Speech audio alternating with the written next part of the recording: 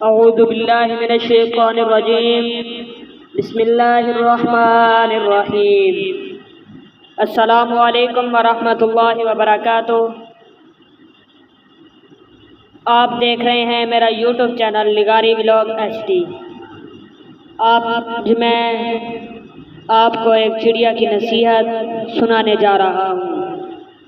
پرانے زمانے کا ذکر ہے کہ بصرہ میں ایک شخص رہتا تھا۔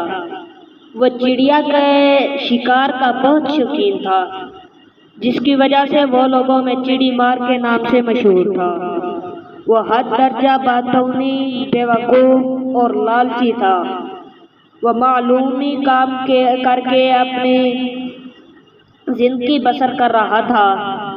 ایک دن اس نے جنگل میں جا کر چڑیا پکڑنے کے لیے جال لگایا۔ اس کا خیال تھا کہ جال میں بہت سی چڑیاں پھنس جائیں گی اور وہ ان کو بیچ کر کافی پیسے کما لے گا۔ اسے کئی دن کام نہ کرنا پڑے گا۔ وہ ایسے ہی ایک طرف بیٹھا خیالی پلاؤ پکا رہا تھا۔ آخر کار جب جال میں کافی چڑیاں آ گئیں تو اس نے جال کو کھینچ لیا تاکہ چڑیاں اچھی طرح پھنس جائیں۔ خدا کا کرنا ایسا ہوا کہ اس نے جال کی رسی زور سے کھینچی تو جال اکھڑ گیا اور چڑیاں پھر سے اڑ گئیں۔ وہ جلدی سے بھاگ کر جال تک پہنچا، مگر صرف ایک چڑیا ہی اس کے ہاتھ آ سکی۔ اس چڑیا کو پکڑ کر وہ گھر کی طرف چل پڑا کہ اسے ڈھونڈ کر کھاؤں گا۔ اچانک اسے ایک آواز سنائی دی، خدا کے لیے مجھے چھوڑ دو، خدا کے لیے مجھے چھوڑ دو۔ اس نے چونک کر دیکھا، ادھر ادھر کوئی بھی نہیں تھا۔ اسی جنگل میں یہ کسی کی آواز ہے۔ اسے کوئی نظر نہ آیا۔ وہ بھی اسی پریشانی میں مبتلا تھا کہ وہی آواز پھر سنائی دی، خدا کے لیے مجھے چھوڑ دو، خدا کے لیے مجھے چھوڑ دو۔ اس مرتبہ اسے اندازہ ہو گیا کہ آواز تو اس کے ہاتھ میں سے ہی آ رہی ہے۔ وہ حیران ہو گیا، حیران ہو کر میرے ہاتھ میں دبی بس چڑیا بول بھی سکتی ہے۔ اسے حیران پریشان دیکھ کر چڑیا بولی، حیران نہ ہو، اللہ تعالیٰ نے مجھے انسانوں کی طرح بولنے کی صلاحیت عطا کی ہے تاکہ میں انہیں اچھی باتیں بتاؤں اور کارآمد نصیحت کر سکوں۔ اب چڑی مار کی حیرانی کافی کم ہو چکی تھی۔ اس نے چڑیا سے کہا، میں نے تمہیں کئی گھنٹے کی محنت کے بعد پکڑا ہے، تمہارا گوشت بہت لذیذ ہوگا تو میں مزے لے کر کھاؤں گا، میں تمہیں کیوں چھوڑوں؟ چڑی مار کی یہ باتیں سن کر چڑیا اداس ہو گئی۔ اس کی آنکھیں بھر آئیں۔ اس نے بڑی دکھی آواز میں چڑی مار سے کہا، آج تک تم نے نہ جانے کتنے بکرے، مرغیاں، بیلوں اور دمبوں کے گوشت کھائے ہیں۔ مجھ ننھی سی جان پر رحم کرو، مجھے مار کر تمہیں کوئی فائدہ نہ مل سکے گا، البتہ اگر تم مجھے چھوڑ دو گے تو بہت فائدے میرے ہوں گے۔ اپنے فائدے کا ذکر سن کر بے وقوف لالچی چڑی مار ایک دم چونکا۔ اس نے دل میں خیال کیا کہ جب میں چڑیا بول سکتی ہے تو یقیناً مجھے کوئی انعام یا کوئی طاقت بھی دے سکتی ہے۔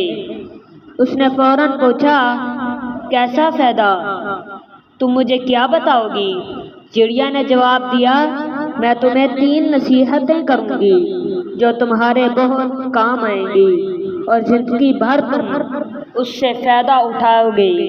پہلی نصیحت میں تمہارے ہاتھ پر بیٹھ کر کروں گی، دوسری نصیحت میں سامنے والی دیوار پر بیٹھ کر کروں گی، اور آخری نصیحت اس سامنے والے درخت پر بیٹھ کر کروں گی۔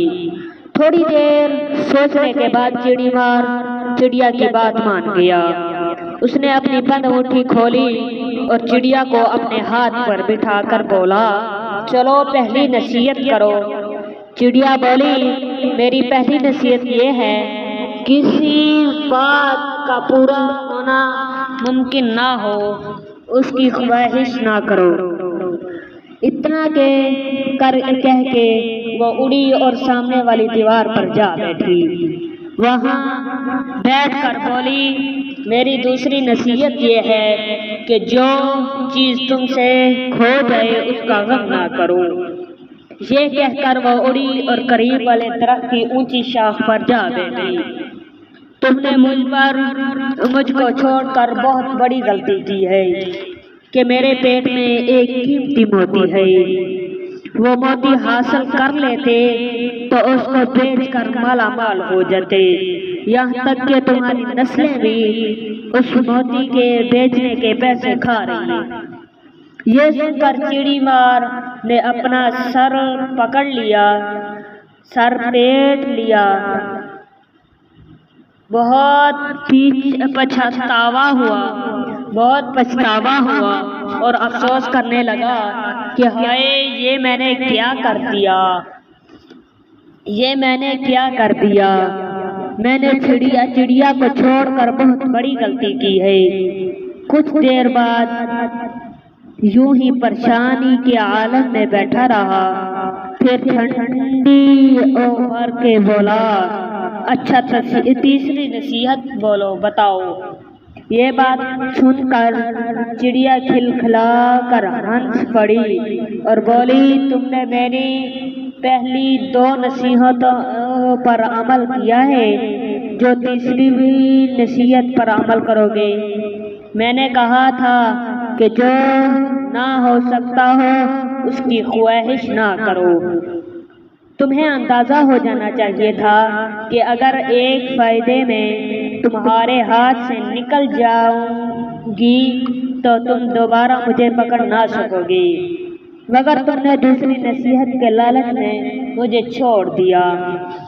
میری دوسری نصیحت تھی کہ جو کھو جائے اس کا غم نہ کرو، لیکن جب میں نے تمہیں بتایا کہ میرے پیٹ میں قیمتی موتی ہے تو تم پچھتانے لگے، اس لیے تمہیں تیسری نصیحت کرنا ہی فضول ہے۔ اتنا کہہ کر چڑیا چوں چوں کرتی اڑ گئی اور چڑی مار ہاتھ ملتا رہ گیا۔